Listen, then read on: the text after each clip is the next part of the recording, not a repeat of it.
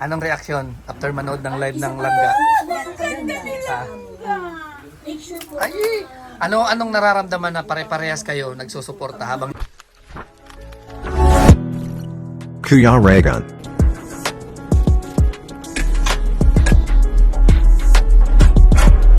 Ayun, magandang hapon sa vlog po ni Kuya Regan Vlog. Napakagalante kahapon ito sa feeding. Ay, grabe. Nakita ng maging si Kalingap Victor, napakagalante. Siyempre, ganito yun pare ko eh. I will not expected na ganun sila kagaling sumayaw. So, parang napasayawin ulit natin to. Ang galing nga talagang sumayaw. Kahit nga si Dodong sabi nga, uy, may padilaw. Game na game sila kahit na Kaya, nagbabagyo. binigyan ko sila. Ganun ako eh, pag yung mga entertain. satisfied ako na entertain ako, yun, bibigyan ko talaga. ano naman talaga? Ang maganda po nga doon is na timingan na sa project ko naman yun. No? Grabe. Kaya maraming salamat po sa mga nanonood. No? At ito nga, yung update nga ngayon. Kasi after ng feeding kahapon, binagyo-bagyo kami doon. Lakas ng ulan doon kahapon. Sobra po. Tapos yung kalsada pa. Ayun, zero visibility, di ba? Wala tayong makita. Walang Hindi ka makapagtakbo ng ano. Tapos ito nga, kinabukasan, ito nga, pumunta ako ng ospital. Pumunta ako ng ospital kasi nakita ko yung post na si Justin nga is confine. Naka-attend po siya kahapon sa feeding. Tapos kagabi, yun nga, kwento din ni Dodong na magkatabi sila sa sa kwarto. Pabangon-bangon nga, hirap pati lumunok ng pagkain, sakit ng lalamunan. So yun, nagpa-confine siya ngayon, walang kasama siya. Magulang niya naman, separate na. Yung magulang nasa abroad, yung nanay, yung tatay nasa Manila. So nagpunta ako doon, sinamahan ko muna. Doon kami ng pagkain. Diretso ako dito sa Kubo. So yung sabi nga ng doktor daw sa kanya, infection na nga daw sa lalamunan. Bali may allergy kasi siya sa gamot daw. So ang ginawa is mga tad-tad ng turok bali 4. Isa ganito, 3 dito, tapos may test pa 2. Baka mga 6 injection. Tapos yung turok naman sa pain reliever, naglalas lang yun ng oras lang. So injection na naman siya ulit. Kasi nga allergy po siya sa gamot. Ngayon sa mga ganyan. So yun, nagpa-confine na siya. And ayun nga, nakakakain naman siya kahit paano kapag yung tinurukan. Ramdam niya siguro yun, naka-experience na yata tayo Siyempre, namamaga dito. Bawat lunok natin kahit Parang laway na mahagod dito. Siyempre, ano yan, sugat yan eh. Siyempre tayo, mga veterano na, may na rin tayo, may mga experience na rin tayo. Hindi, tayo, ang problema, kasi tayo, di ba, sa edad na katulad ni, sa edad na katulad ni Justin, di ba, tayo, that time, may mga magulang na tumitingin. Sila, si Justin, wala. Kahirap ka Yun na ang pinakamahirap sa sitwasyon na yun. Walang mag-advise. Kawawa mo nga, ayan o. Tulog na siya dyan. Grabe, nakanganga pa yung bibig. Nakanganga pa ho yan dyan, tingnan nyo. Grabe, kawawa yung bata. Kaya pinuntahan natin. Kaya yun, kahit pa paano, mayroong tropa, may mga kaibigan na tumitingin-tingin. At ito na rin, samantalahin na din natin dito sa vlog ni Kuya Regan. No, kasi 4th day ng feeding program po ngayon. No, Darak with Rachel. Sa Panlas po si Rachel doon. Haganapin po sa barangay nila, sa barangay Gabon. So kung nakapanood nyo yun, makakapanood ninyo, ay wala po kami doon, hindi po kompleto. Yun nga, si Dodong masama rin po ang pakiramdam. Si Justin naman, ito naka-confine. Ako ay nabantay po sa sa hospital. Ayun, si Kalingap Victor, may masama rin yung kasi nung isang araw pa po yan nagdadain si Kuya Victor na sabi niya din siya makakatid sa feeling ko. Masakit din talagang. Oo.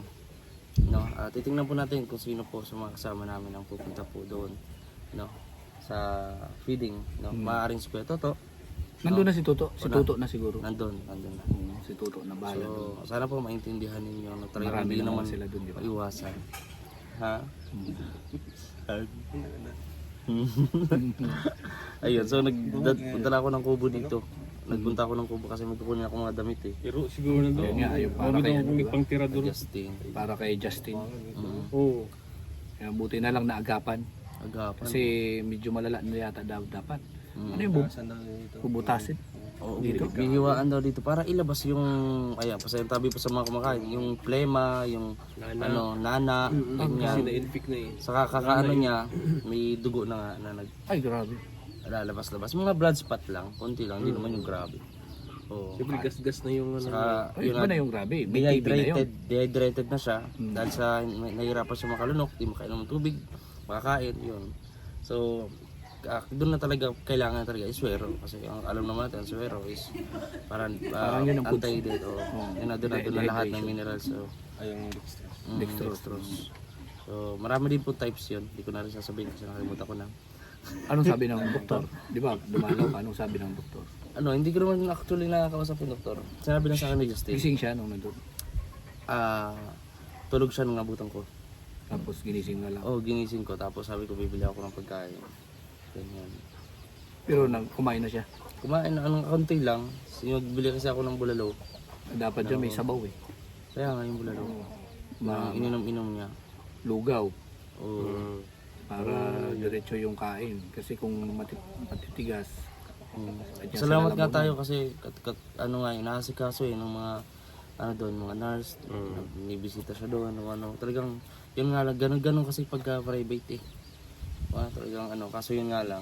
Si Justin pala is hindi pa niya alam kung pwede na gamitin yung PhilHealth ng papa niya kasi siya yung sa pilit ng papa niya, siya yung beneficiary.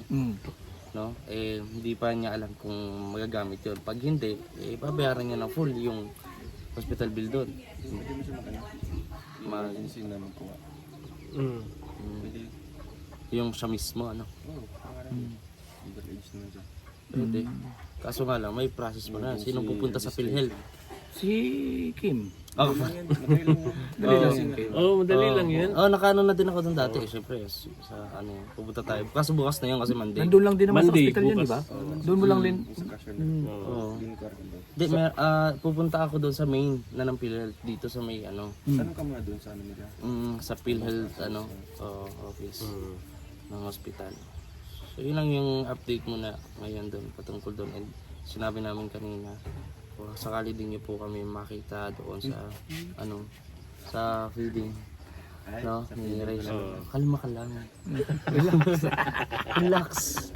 Oo. Pag nga mo minasabi tayong nandito naman sa Regan, vlog niya to. Sipag ng mga trabador mo.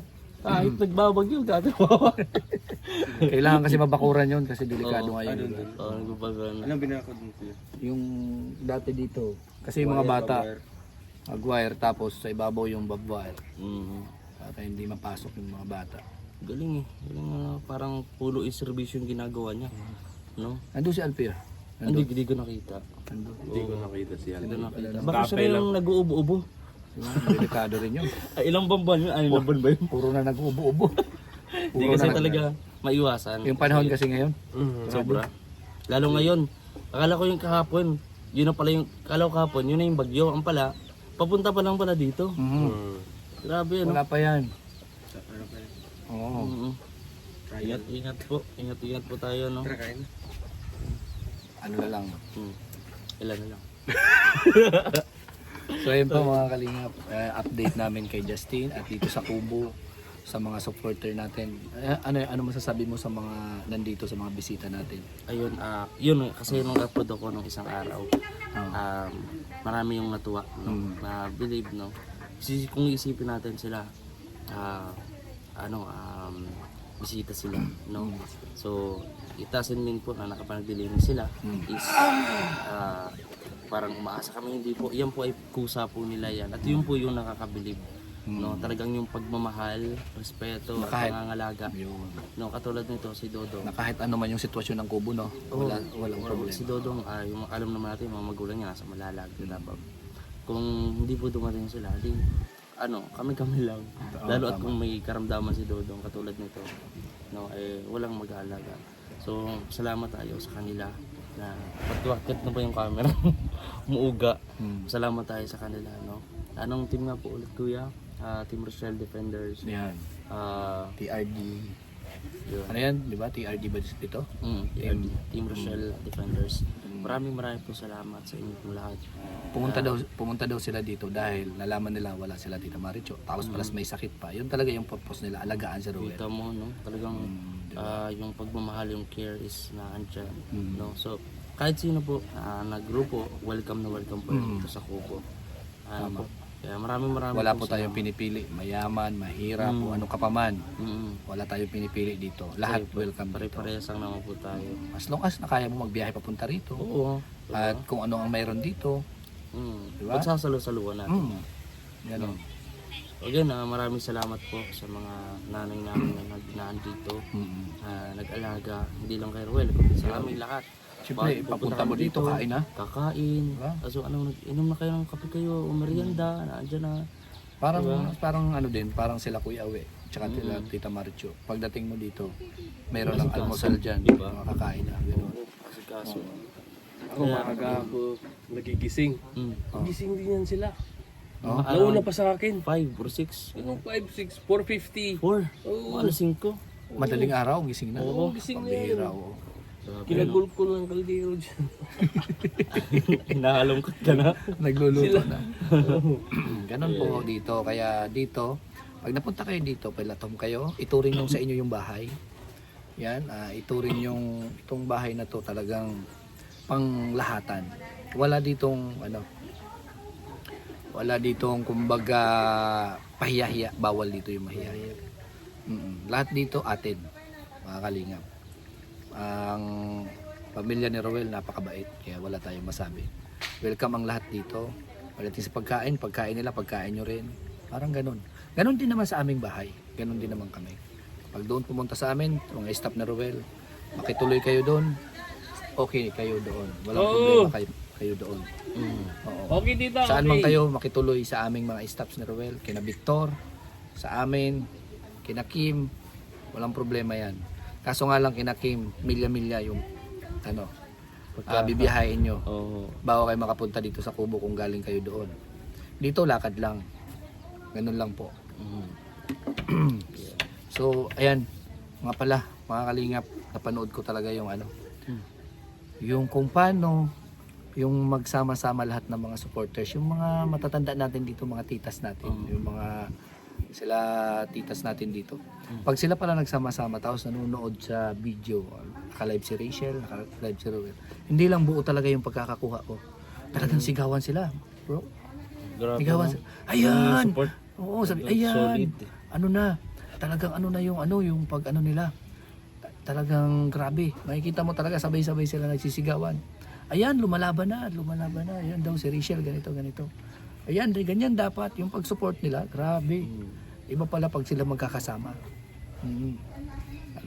Talagang makikita mo yung pagkakaisa nila. Ganun naman talaga, no? Kasi nga, one kalingap, one family. Tsaka yung pagmamahal nila sa dalawa. Yes po. Yung pagmamahal nila sa dalawa. So, yan, iludugtong ko yan dito sa vlog ko. Panoorin nyo dito part sa dulo. Nandoon short clip Nung video doon sa ating mga titas na bisita dito. Nasabay-sibay silang nanonood sa live ni Rachel. Oo, panoorin natin doon mga kalingap. So, ayan po mga kalingap. Panoorin na lang natin. Hanggang dito lang po ang aming update po dito sa kay Justin, kay Ruel. Si Ruel po, hindi naman kailangan pang ipa-hospital. Yan kumakain siya dito. Ngayon mismo kumakain siya sa oras na to. And wala man po problema sa kanya. Nagpa-massage kagabi. So bawal siya maulanan, 'di ba? Alam natin 'yan. Kaya hindi talaga 'yan makaka-attend sa papiding. And talagang kailangan magpahinga muna. Ganon. At kami naman, may kanya-kanyang trabaho. Ako po nagpapabako doon kasi baka mamaya lakad kami ng lakad. Mawala na kami ng mga gamit. At kasi ako'y bukas uuwi po ako. Kailangan ko talaga mapaayos yung bahay. Na mabakuran kasi yung mga bata labas-pasok po mga kalingap. Kaya kailangan talaga maayos yun. Diba? So yan. Panoorin nyo na lang. Panoorin natin yung clip ng video ito. Short clip lang naman yan. Bye-bye. Bye-bye. Please like, share, and comment po and subscribe. Kuya Regan Vlog. Ayun. Ang galanting nino. Ay, gagay. Bye po. Jonah TV. Oo nga. Ayun kay Kuya Balta naman kayo. Hi Kuya Regan, Sharon. Anong reaksyon after manood ng live ng Langga? Ah. Ay, anong nararamdaman na pare-parehas kayo nagsusuporta habang nanonood sa sinusuportahan niyo? Yes, masaya kami sa amin sinusuportan dahil mahal na mahal namin yan. Agoy! Yes, wala kaming Grabe yung kanina pa sila sigawan ng sigawan. Yes. Ay! Oo, sabay-sabay kayo, iisa yung sinusuportahan. Tapos naka-live silang gao. kuha-kuha ng mga ano-ano lang. Kasi, syempre Ay, pambihira. isipin nyo rin. Para kami nanonood ng Laban, walang bibitaw. Ah, grabe. Rochelle lang sa kalam. Nag-google pa yan syempre. Pambihira, oo. Oo nga. Bilib na bilib eh. So ayan, babay po sa inyo and once again, huwag na pong paki-reaction ng video ito at hayaan nyo na lang po yan. sayang late kang Babay po. kanina ka pa. Marami. Thank you. Akin na. I-play ulit. Forward. Remote. Nasa remote. Remote. Wala naman dito na. Hindi makita. Andyan sa tabing. Remote yan, no? Di ba remote yan, no?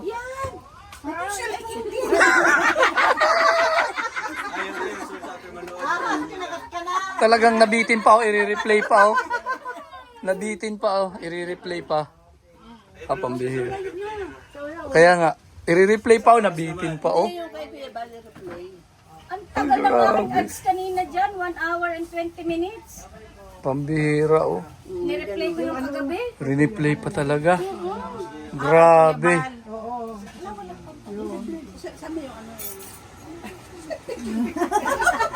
Pambihira. Ganito pala yung reaction pagka nagsama-sama yung mga supporter, Ay, no? nakalalo na pag Habang madami. nanonood. Pambihira. Ay, grabe. Yung minsan sa jeep nanonood kami ng live. Oh, tapos. Ano ma? Ay, ganun. Ako makikita ko, Rochelle lang pinanonood. Dalawa pala kayo. Dalawa pala kami sa jeep. Pambihira, nagkasabay-sabay.